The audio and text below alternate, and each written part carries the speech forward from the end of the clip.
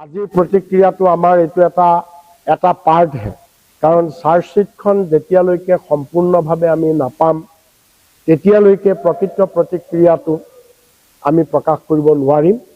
আৰু চাৰ্জশ্বিটখন পাওঁতেন পলম হ'ব। আপোনালোকে জানে চাৰ্জশ্বিটখন পোৱাৰ গোটেই প্ৰক্ৰিয়াটো। অন্যান্য দলৰ দৰে আমিও চাৰ্টিফাইড কপিৰ কাৰণে এপ্লাই কৰিছোঁ, আৰু গোটেই চাৰ্টিফাইড কপিটো পোৱাৰ পিছত তাক আমি তন্নতন্নকৈ যেতিয়া অধ্যয়ন কৰিম, তাৰপিছত আমি সুকীয়াকৈ আকৌ বিস্তৃত প্ৰতিক্ৰিয়া এটা আমি দিম।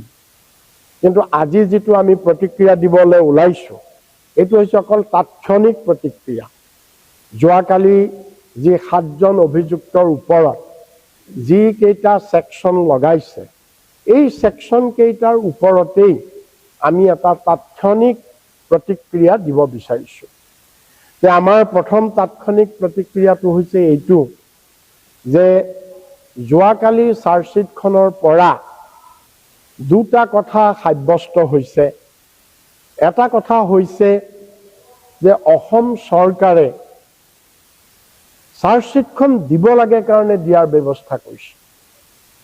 এইখন এখন আইৱাছ বুলি ক'ব পাৰি। লোকচক্ষুত যাতে চৰকাৰ জবাবদিহি নহয়, কাৰণ সকলো অসমৰ ৰাইজে সদায় জুবিন গাৰ্গৰ ওপৰত ন্যায় বিচাৰি আছে। গতিকে চৰকাৰে কেৱল সকলো ৰাইজৰ মুখখন বন্ধ কৰিবৰ কাৰণে, চৰকাৰে দায় সাৰিবৰ কাৰণে যোৱাকালি এখন চাৰ্জশ্বিট নিয়ম মাফিক দিব লাগে কাৰণেই দিছে চাৰ্জশ্বিটখন। আৰু চাৰ্জশ্বিটখন দাখিল কৰোঁতে চৰকাৰৰ এনেকুৱা এটা, পুলিচ বিভাগৰ চৰকাৰৰ এনেকুৱা এটা আমি স্থিতি দেখিলোঁ যে যিটো আমাৰ গাঁৱলীয়া ভাষাত কয় যে সাপো মৰক লাঠিও নাভাঙক। যে যোৱাকালি চাৰ্জশ্বিটখন তেনেকুৱা এখন চাৰ্জশ্বিট হৈছে যে সাপো মৰক লাঠিও নাভাঙক, তেনেকুৱা ধৰণৰ এখন চাৰ্জশ্বিট যোৱাকালি দিছে। আৰু 3 নম্বৰ কথাটো হৈছে চাৰ্জশ্বিটখনৰ যোগেদি যোৱাকালি অসম চৰকাৰে, ডক্টৰ হিমন্ত বিশ্ব শৰ্মাই, বিজেপি চৰকাৰে বলটো আদালতলৈ ঠেলি দিলে। এতিয়া তেওঁলোকে কথাই প্ৰতি এটাই ক'ব যে আমাৰ ওচৰত নাহিবা, ন্যায় আমাৰ ওচৰত নিবিচাৰিবা, আন্দোলন নকৰিবা, কোনো জুবিন অনুৰাগীয়ে আন্দোলন নকৰিবা। এতিয়া আমি আমাৰ কাম কৰি দিলোঁ, আমাৰ কাম আছিল চাৰ্জশ্বিট দিয়া, আমি চাৰ্জশ্বিট দি দিলোঁ। এতিয়া ভাই ন্যায় চিয়াই যি দিয়া আদালতে দিবা, আদালতত যোৱা। এই ধৰণে যাতে চৰকাৰে, মুখ্যমন্ত্ৰীয়ে যাতে ক'ব পাৰে, সেই ব্যৱস্থাটো কৰিবৰ কাৰণেই যোৱাকালি চাৰ্জশ্বিটখন দিছে। চাৰ্জশ্বিটৰ যোগেদি কৈছে চৰকাৰে, মুখ্যমন্ত্ৰীয়ে ক'লেই যে এতিয়া আমি আমাৰ কাম কৰিম, SITৰ কাম কৰিলে, এতিয়া ন্যায় দিয়া কামটো আদালতৰ। অৰ্থাৎ তেওঁ গাৰ পৰা দুখটো এৰুৱাবৰ কাৰণে, গাৰ পৰা দায়িত্বটো এৰুৱাবৰ কাৰণে কালি এখন দিব লাগে কাৰণে চাৰ্জশ্বিট দি এতিয়া বলটো আদালতলৈ তেওঁ ঠেলি দিলে এই চাৰ্জশ্বিটখনৰ যোগেদি। এই 3টা কথা আমি লক্ষ্য কৰিছোঁ। এতিয়া আমি 4 নম্বৰ কথাটো, চাৰ্জশ্বিটখনৰ যিকেইটা ছেকশ্যন লগাইছে, আপোনালোকে জানে এই এইখন পাইছেই আপোনালোকে। গোটেইবিলাক ছেকশ্যনৰ ভিতৰত মাত্ৰ 2টা ছেকশ্যনহে আটাইতকৈ গুৰুত্বপূৰ্ণ ছেকশ্যন। এটা হৈছে 1031, যিটো মাৰ্ডাৰ কোৱা হয়, মাৰ্ডাৰ কেছ, আৰু আনটো হৈছে 103,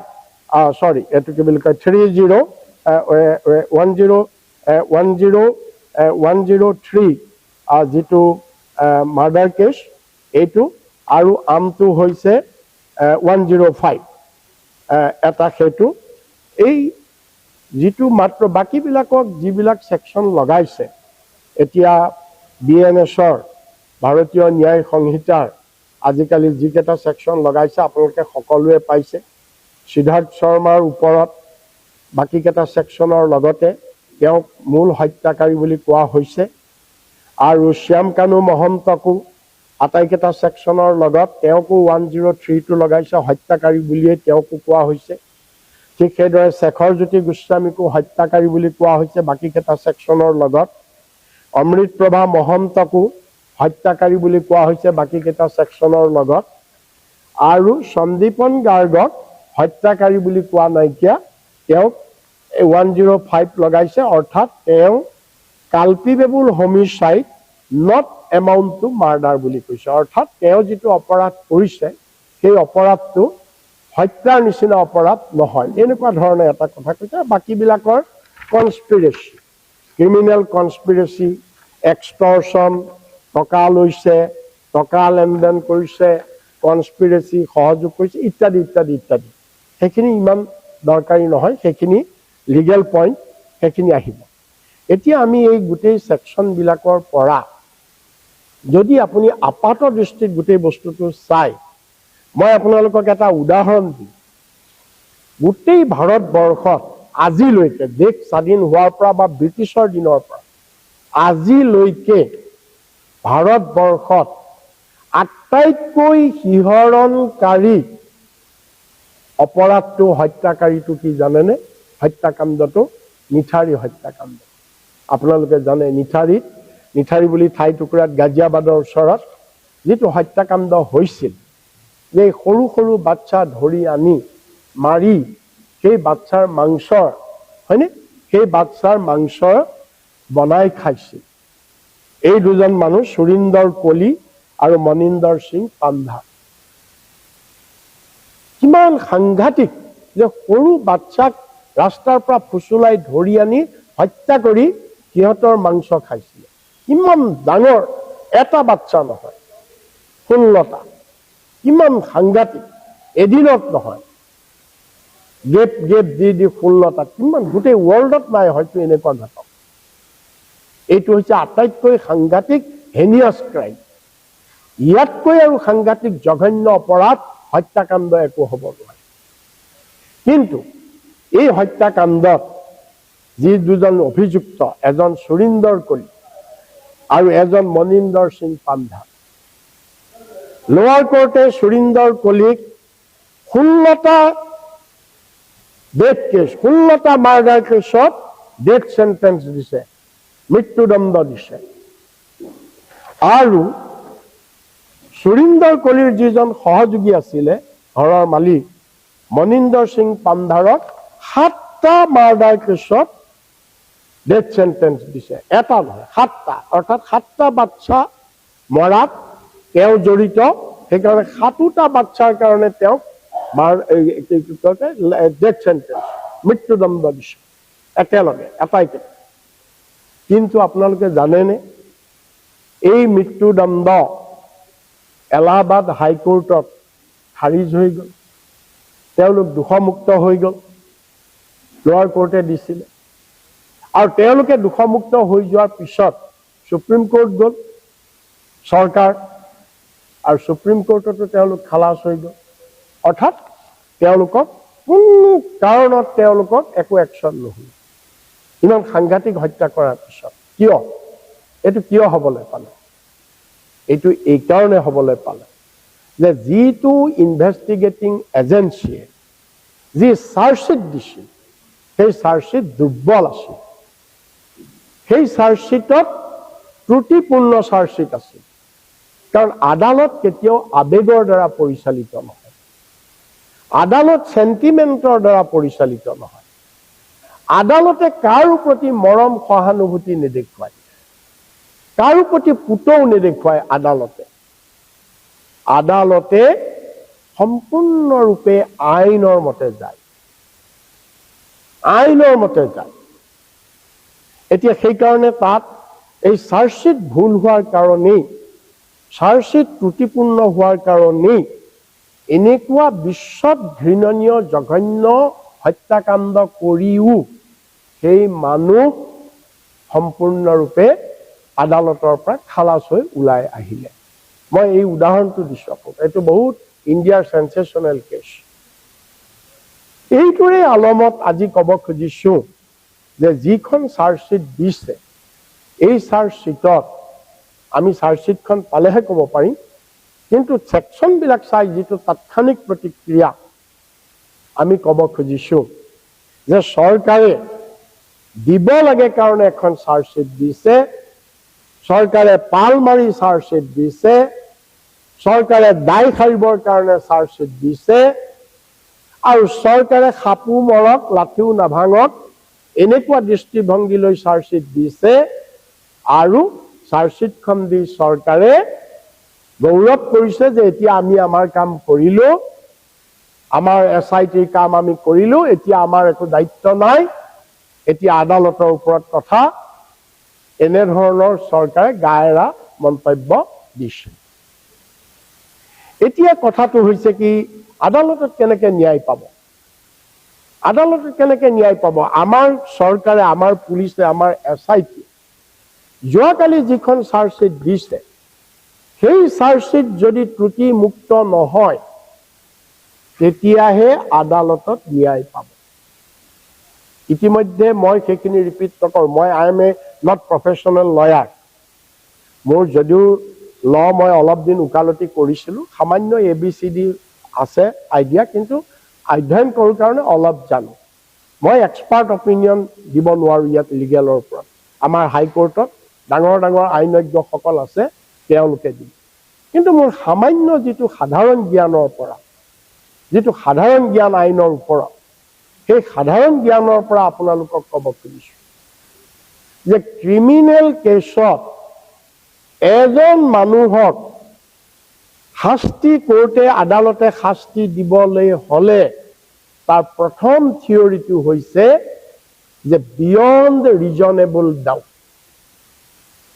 অকল ডাউট থাকিলেই নহ'ব, সন্দেহৰ ওপৰতে আপুনি ক'লে নহ'ব ই হত্যা কৰিছে, সন্দেহ কৰি ক'লেই নহ'ব। তাৰ থিয়ৰিয়ে কৈছে কি তেতিয়াহে শাস্তি পাব যদি বিয়ণ্ড ৰিজনেবল ডাউট যদি আমি চাৰ্জশ্বিটত প্ৰমাণ কৰিব পাৰোঁ। অৰ্থাৎ সন্দেহৰো ঊৰ্ধত কংক্ৰিট কথা থাকিব লাগিব। দেট ইজ ওৱান, সেইটো legal term. Beyond reasonable doubt এইটো হৈছে লিগেল টাৰ্ম।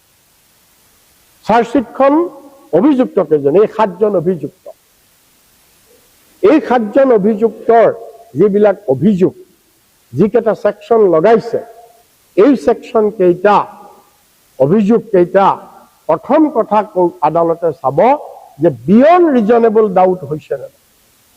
সন্দেহৰ ওপৰতেই কৈছে, ধাৰণাৰ ওপৰতেই কৈছে, নে সন্দেহৰ ঊৰ্ধত গৈ তেওঁলোকে কৈছে, এই বস্তুটো চাব। নাম্বাৰ 1।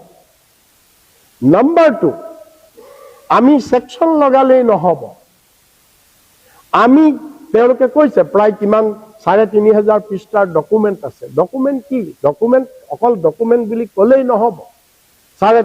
ৰেলত যোৱা টিকেটখন, তেওঁলোকে ফ্লাইটত যোৱা টিকেটটো, হোটেলত থকা হোটেলৰ ফুড বিলখন, সেইবিলাকো ডকুমেণ্ট। সেইবিলাকে একো হেল্প নকৰে আমাক। সেইবিলাকে একো, তেওঁলোকে তেনেকুৱা ডকুমেণ্ট গোটাই তেওঁলোকে 3700খন ডকুমেণ্ট কৰিছে। দেখাত মানুহক দেখুৱাইছে যে আমি 3700খন ডকুমেণ্ট কৰিছোঁ। কিন্তু 3700খন ডকুমেণ্টত কি আছে? ছিংগাপুৰলৈ যোৱা ৰেলৰ টিকেট আছে, ছিংগাপুৰত থকা হোটেলখনত থকা হোটেলৰ বিল আছে, তাত যি টেক্সি ব্যৱহাৰ কৰিছিল টেক্সিৰ বিল আছে। এটা মই কথা কৈছোঁ, এই এনেকুৱা ধৰণৰ ডকুমেণ্টবিলাকে আমাক কোনো হেল্প নকৰে। এনেকুৱা ধৰণৰ।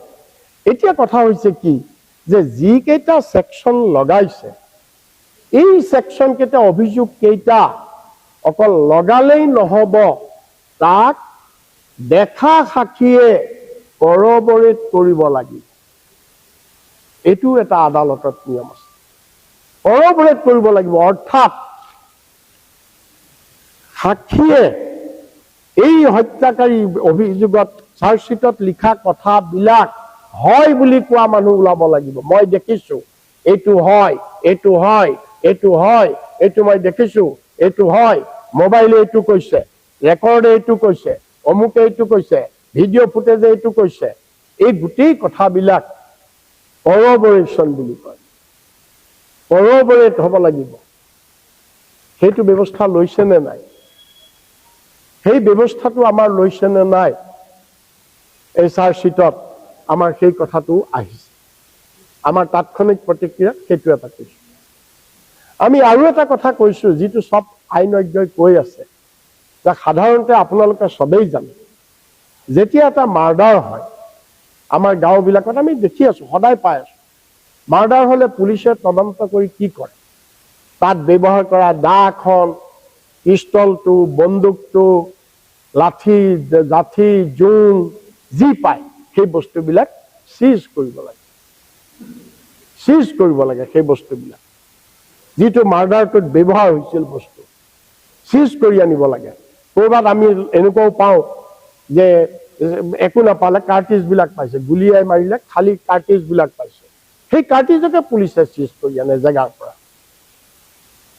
এতিয়া ইয়াত যিখন ইয়টত উঠি তেওঁলোক গৈছে, সেই ইয়টখনত সেইখনকতো সিজ কৰা হোৱা নাই, সেইটো সবেই কৈছে, সেইখনকতো সিজ কৰা হোৱা নাই। মাৰ্ডাৰত ব্যৱহাৰ হোৱা বস্তু যদি সিজ নকৰে, আপুনি জব্দ নকৰে, আদালতত তাক মানে, তেতিয়াহ'লে আপুনি এইটো যেতিয়া আদালতত এই কথাবিলাক আহিব, তেতিয়া তাৰ ৰিপ্লাই কি আছে? চৰকাৰৰ হাতত, SITৰ হাতত। গতিকে পাল মৰা এখন চাৰ্জশ্বিটৰ নিচিনা হৈছে। ঘটনাস্থলীত SIT কিমান গ'ল?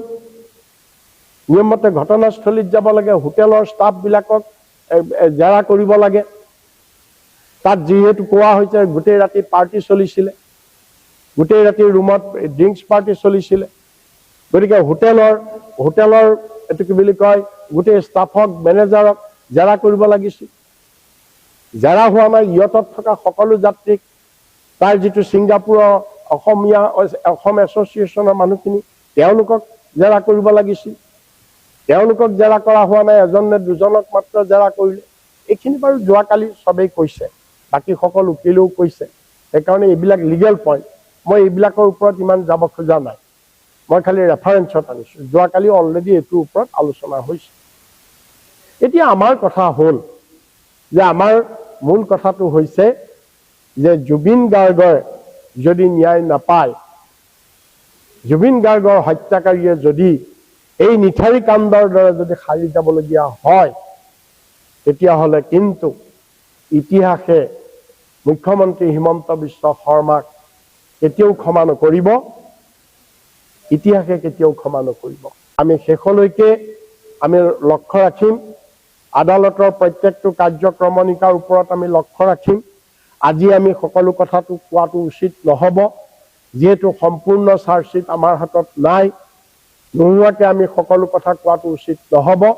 কিন্তু আমি ছেকশ্যন কেইটা পঢ়ি আমাৰ যিটো ধাৰণা হৈছে, তাৰ পৰা যিটো তাৎক্ষণিক প্ৰতিক্ৰিয়াত আমি কৈছো যে এইখন এখন দুৰ্বল চাৰ্জশ্বিট, এইখন এখন অতি দুৰ্বল চাৰ্জশ্বিট, এইখন এখন অতি পালমৰা চাৰ্জশ্বিট। এইখন চাৰ্জশ্বিট দি চৰকাৰে দায় সাৰিব বিচাৰিছে, এইখন চাৰ্জশ্বিট দি চৰকাৰে গোটেই বলটো আদালতলৈ ঠেলি দি চৰকাৰে দায় সাৰিব বিচাৰিছে। গতিকে আমি এই কথাখিনি কৈছো আৰু আমি আশা ৰাখিছো যে যেতিয়া আমি সম্পূৰ্ণ চাৰ্জশ্বিটখন পাম, তাত যাতে কোনো ধৰণৰ সুৰুঙা আৰু নাথাকে বুলি আমি আশা কৰিছো। আৰু যদি সঁচাকৈ সুৰুঙা নাথাকে, সি সকলোৱে ভাল হ'ব, আমিও ৱেলকাম কৰিম। আৰু যদি সুৰুঙা থাকে, তেতিয়াহ'লে আমি কংগ্ৰেছ দলে ইয়াৰ আমি প্ৰতিবাদ কৰি যাম। আৰু এতিয়া আদালতত বিচাৰ হৈ শেষ মুহূৰ্তলৈকে আমি কংগ্ৰেছ দলে আমি ইয়াত তীক্ষ্ণ দৃষ্টি ৰাখিম, যাতে জুবিন গাৰ্গে ন্যায় পায়, তেওঁৰ হত্যাকাৰীয়ে যাতে উপযুক্ত শাস্তি পায়। ধন্যবাদ।